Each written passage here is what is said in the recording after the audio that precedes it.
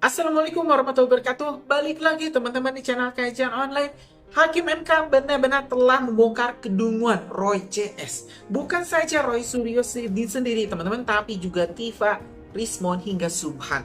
Dalam persidangan terbaru, ini pengacara Roy CS, para ini teroris, orang-orang pembenci ini malah diskakmat oleh hakim karena tak punya legal standing. Saat ditanya apa yang dirugikan oleh Pak Jokowi dan juga Mas Gibran kepada Anda para penggugat, mereka tidak bisa menjawab ruginya itu apa sih. Kalau misalnya ini Pak Jokowi ijazahnya asli atau tidak, Anda ruginya apa? Kan kalau misalnya mengajukan sebuah keberatan ke pengadilan harus ada unsur dirugikan. Kan ini kalau misalnya Pak Jokowi tidak merugikan siapa-siapa, kenapa Anda mengajukan ke mahkamah, ke sini, ke pengadilan? Dan itu saya pribadi sangat puas teman-teman. Bagaimana melihat wajah pengacara teroris, pengacara Roy CS ini dibuat matiku. Nah, tanpa panjang lebar, mending kita simak saja gimana jalannya persidangan, gimana wajah dan kedunguan para Roy CS ini dibongkar oleh Hakim M. Kita simak video selengkapnya. Terlepas apakah argumentasi Bapak itu benar dan relevan, bahwa itu telah menyebabkan katakanlah kesulitan ekonomi, kesulitan perusahaan dan lain sebagainya, itu nanti kita lihat. Perkara nomor 117 Pak Komardin ya, itu. Ini Bapak mesti renungkan kembali menurut saya.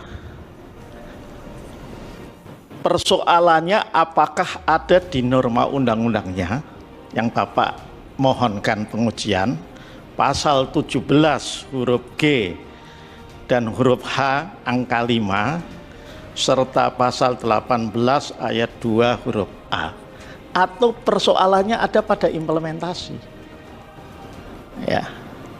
Tuh. Kalau persoalannya itu ada pada normanya, ya silakan diargumentasikan dengan baik ya. Ini kan masih di sekitar, mohon maaf, ijazahnya Pak Jokowi, ijazahnya Pak Wapres Gibran dan lain sebagainya kayak. Terlepas apakah argumentasi Bapak itu benar dan relevan, bahwa itu telah menyebabkan katakanlah kesulitan ekonomi, kesulitan perusahaan dan lain sebagainya, itu nanti kita lihat. Tapi Bapak harus coba renungkan ya. Kalau itu ya, kalau itu misalnya persoalannya pada implementasi, kan persoalan implementasi juga ada jalan keluarnya. Ketika tidak diberikan, maka bisa dibawa sebagai sengketa informasi keterbukaan publik ke Komisi Informasi. Kan ada juga, bisa diperintahkan ya. Jadi tanpa harus mengubah normanya. Coba dipikirkan. Terima kasih kembali. Yang Mulia Ketua Panel Profesor Saldi Isra, Yang Mulia Anggota Panel Pak Dr. Ridwan Mansur, serta para pemohon, prinsipal maupun kuasanya yang saya hormati. Saya mulai dengan yang umum saja, dan tentu ada overlapping dengan yang tadi telah disampaikan oleh Yang Mulia Pak Ridwan Mansur dan Yang Mulia Ketua Panel Prof. Saldi Isra. Saya dulu duduknya di tempat seperti bapak-bapak duduk itu. Pemohon sebelum saya duduk di Senayan dulu dan kemudian duduk di sini. Maka yang saya lakukan pertama kali ketika menjadi kuasa hukum ya di Mahkamah Konstitusi, ada dua hal yang selalu saya lakukan, dan ini mungkin barangkali bermanfaat juga untuk Bapak Ibu sekalian, para pemohon prinsipal maupun kuasa. Yang pertama apa? Yang pertama memang harus membaca peraturan Mahkamah Konstitusi tentang tata cara beracara dalam perkara pengujian undang-undang. Kalau yang mau kita ajukan itu memang pengujian undang-undang ya, baik material maupun formil. Kalau yang mau kita ajukan, kita lagi jadi kuasa dalam sengketa pileg atau sengketa pilkada ya, maka kita harus baca tata cara beracara dalam perkara hasil pemilihan umum PHPU. Ya. Itulah bedanya Mahkamah Konstitusi dengan lembaga peradilan perdata. Ya. Bahkan dengan PT UN. Di PT UN saja kan ada standar bagaimana sebuah gugatan tata usaha negara itu harus dibuat.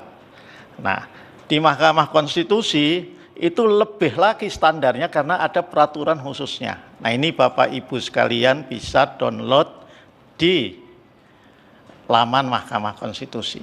Jadi jangan sampai belum membaca ini sampai khatam, ya, terus langsung bikin permohonan. Nah, itu nasihat saya. Yang kedua yang ingin saya sampaikan, ini buat yang pertama kali, seperti juga yang saya lakukan ya di tahun 2008 sampai 2010, itu yang paling bagus itu kita membaca putusan Mahkamah Konstitusi yang mengabulkan permohonan. Di putusan Mahkamah Konstitusi itu ya, setelah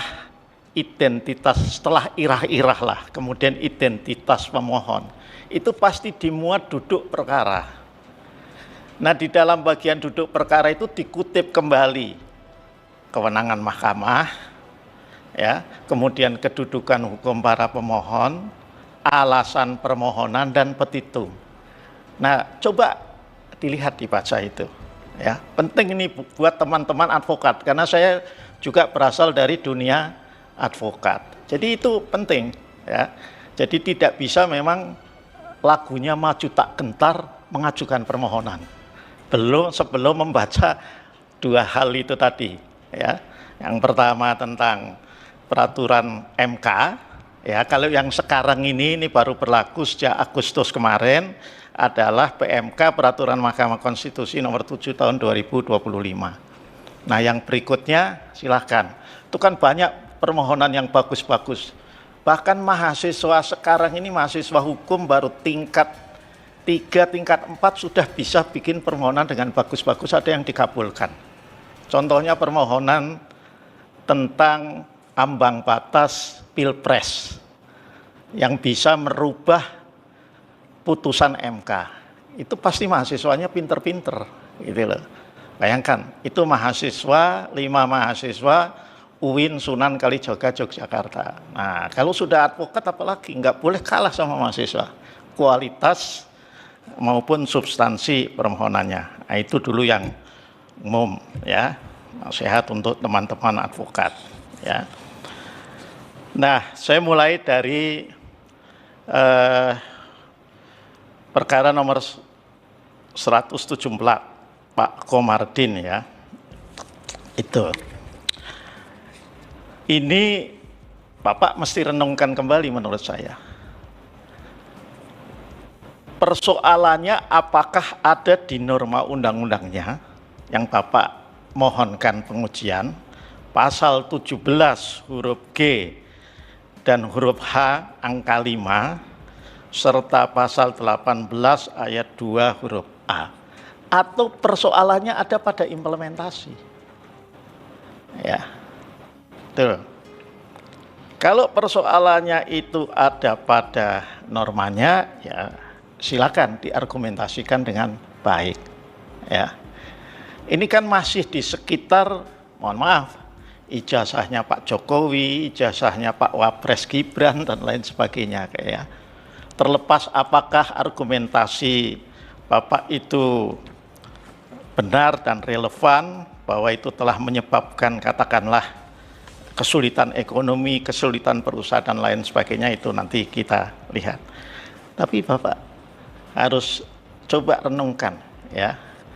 Kalau itu, ya, kalau itu misalnya persoalannya pada implementasi, kan persoalan implementasi juga ada jalan keluarnya. Ketika tidak diberikan, maka bisa dibawa sebagai sengketa informasi keterbukaan publik ke Komisi Informasi. Kan ada juga, bisa diperintahkan. Ya. Jadi tanpa harus mengubah normanya. Coba dipikirkan kembali. Yang berikutnya ini Pak Komarudin. Nah, tadi makanya saya tekankan di sini ya. Ini saya lihat mulai dari kewenangan mahkamah ya. Makanya kenapa kok perlu melihat contoh putusan terutama yang dikabulkan ya. Karena memang kalau kita baca di sini itu nanti cara merumuskan bagian kewenangan mahkamah itu tidak sependek seperti yang ada di dalam permohonan Bapak. Ya. Tuh. Di sana Bapak perlu untuk mencantumkan yang pertama apa? Dasar hukum kewenangan mahkamah. Di mana itu diatur? Pasal 24C ayat 1 UUD NRI tahun 1945. Turun dari Undang-Undang Dasar, Bapak sebut juga kewenangan mahkamah itu yang ada di Undang-Undang Kekuasaan Kehakiman. Turun lagi ya, itu ada di Undang-Undang MK, khususnya pasal 10 ayat 1 huruf A Undang-Undang MK. Turun lagi Bapak melihat bagian kewenangan mahkamah ini juga dari Undang-Undang tentang pembentukan peraturan perundang-undangan. Undang-Undang nomor 12 tahun 2011 bagaimana sudah diubah dengan Undang-Undang kalau nggak salah nomor 13 tahun 2022. Nah kemudian Bapak sebutkan juga soal kewenangan itu berdasarkan PMK nomor 7 tahun 2025. Ya, ini juga untuk yang lain ya, jadi nanti saya tidak mengulang. Coba dibaca dengan baik pasal 2 ayat 4, kemudian pasal 10 ya di PMK 7